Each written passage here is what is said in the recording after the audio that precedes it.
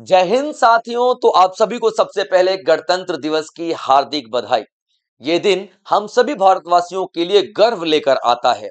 ये दिन हम सभी भारतवासियों के लिए हर्ष और उल्लास लेकर के आता है, क्योंकि इसी दिन के लिए हमारे वीर शूरवीर जवानों ने, हमारे शूरवीर क्रांतिकारियों ने, हमारे शूरवीर देशभक्तों ने अपने प्राणों की आहुति दी थी। और आज का दिन हमारे लिए इसलिए बहुत ज्यादा जरूरी है क्योंकि इसी दिन हमने अपना गणतंत्र घोषित किया था। तो दोस्तों, आप सभी को पता होगा कि 26 जनवरी की एक संध्या पूर्व पद्म अवार्ड्स यानी कि पद्म पुरस्कारों की घोषणा भी की जाती है। तो हमारा आज का टॉपिक भी है पद्म पुरस्कार यानी कि पद्म अवार्ड्स। तो पद्म अवार्ड्स उन सारे व्यक्तियों को दिया जाता है जो कि अपने अपने क्षेत्रों में, यानी उन क्षेत्रों में जिन क्षेत्रों से समाज का निर्माण होता है, जो क्षेत्र समाज का आधार बनते हैं, उन सभी क्षेत्रों में अपने अपने किए द्वारा किए गए कार्यों में उत्कृष्टता हासिल किए हुए हैं, उनको ये अवार्ड दिया जाता है। ऐसा नहीं है कि आपने कितना लंबे समय तक काम किया है, बट ये जरूरी है कि आपने समाज के लिए, देश के लिए कितना ज्यादा काम किया है। तो आप देखोगे न्यूज में आपको साफ दिखाई दे रहा है कि एक संध्या पूर्व यानी कि 25 तारीख कल हो चुका है शाम को इसकी अनाउंसमेंट। और ये उनको दिया जाता है जो ग्रास रूट लेवल पे, यानी कि समाज की जड़ों पे जाकर के काम करते हैं समाज की भलाई के लिए। ठीक है बच्चों, तो ये अवार्ड अब देखते हैं इसमें क्या क्या चीजें आपके लिए आगे हैं।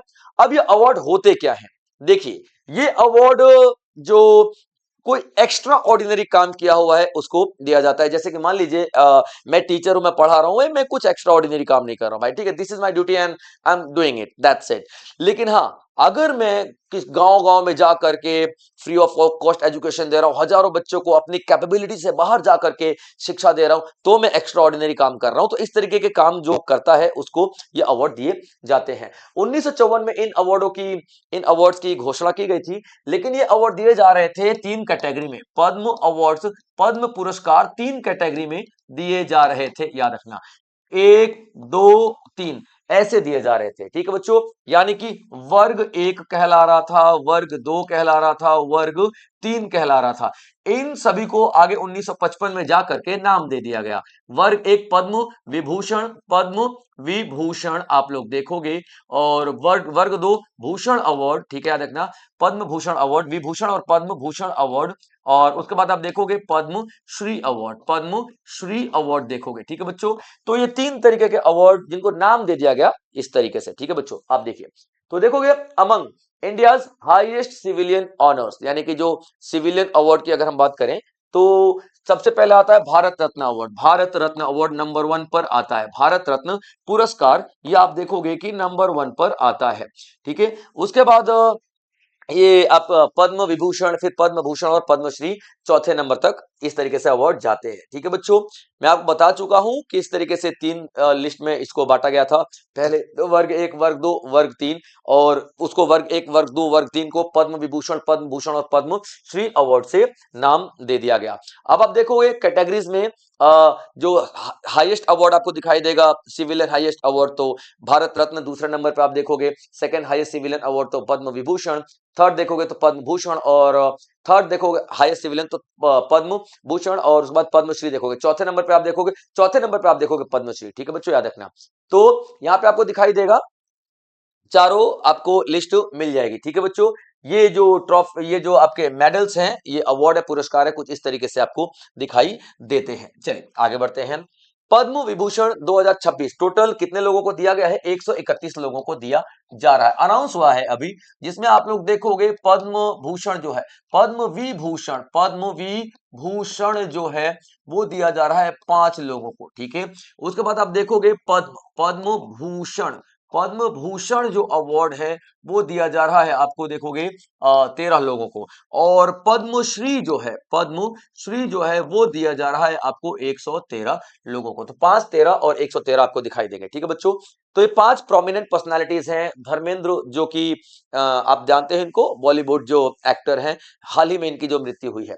उसके बाद वी एस अच्युतानंदम पोस्थ्यूमस यानी मरणोपरांत इनको दिया गया। धर्मेंद्र को भी मरणोपरांत। केटी थॉमस पब्लिक अफेयर्स के लिए, एन राजन आर्ट के लिए, N Narayanam literature and education के लिए दिया गया है। इसके अलावा 13 पद्म भूषण अवार्ड दिए गए हैं। जिसमें आप देखोगे मम्मूटी, ये जो एक्टर है मम्मूटी, साउथ के, आप इनको जानते हो, तो ये इनको दिया गया अलका याग्निक जो म्यूजिक आर्ट दिखाई देगा। उदय कोटक जिन्होंने 1985 में कोटक महिंद्रा की स्थापना की थी और आज कोटक महिंद्रा बैंक आप लोग सभी जानते ही हो, उनके संस्थापक हैं। विजय अमृतराज जो स्पोर्ट्स पर्सनालिटी हैं, तो इन सभी को दिया जाता है भाई साहब, ठीक है, ये अवार्ड। पद्मश्री की बात कर लेते हैं, ठीक है, तो पद्मश्री, पद्मश्री 2026, तो आप देखोगे टोटल 113 अवार्ड दिए गए हैं पद्मश्री में, मतलब अनाउंस हुए हैं, दिए जाएंगे अभी, जिसमें से आप देखोगे रोहित शर्मा स्पोर्ट्स से, आर्ट से आपको आर माधवन दिखाई दे देंगे, और ये इस तरीके से आप देखोगे कि सोशल वर्कर्स, टीचर्स, डॉक्टर्स, इन सभी को दिया जाता है, ठीक है।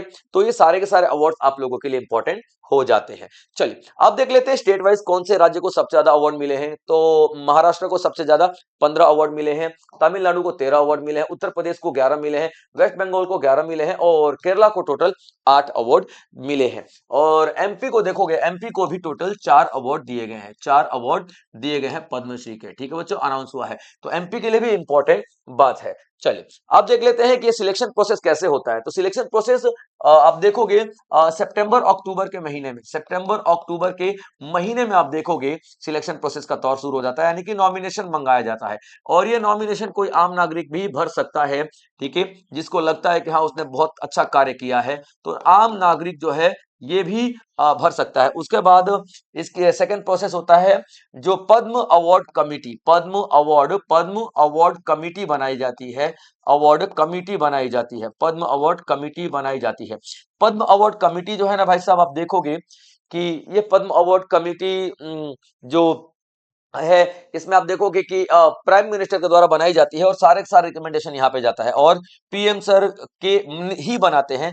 ये कमिटी क्या करेगी, रिकमेंडेशन देगी, और ये रिकमेंडेशन किसके पास जाएगा, रिकमेंडेशन किसके पास जाएगा, तो पीएम के पास जाएगा और राष्ट्रपति के पास जाएगा, पीएम एंड प्रेसिडेंट, राष्ट्रपति और प्रधानमंत्री के पास जाएगा, ठीक है बच्चों, याद रखना। उसके बाद ये फाइनल रिकमेंडेशन आप लोग देखोगे, फाइनल जो रिकमेंडेशन देखोगे वो सबसे ज्यादा इंपॉर्टेंट है, वो प्रेसिडेंट करेंगे, और फिर ये सारे सारे अवार्ड दिए जाते हैं। यानी कि जितने भी आप लोगों ने अवार्ड देखे हैं ये प्रोसेस से सभी गुजरे ही होंगे।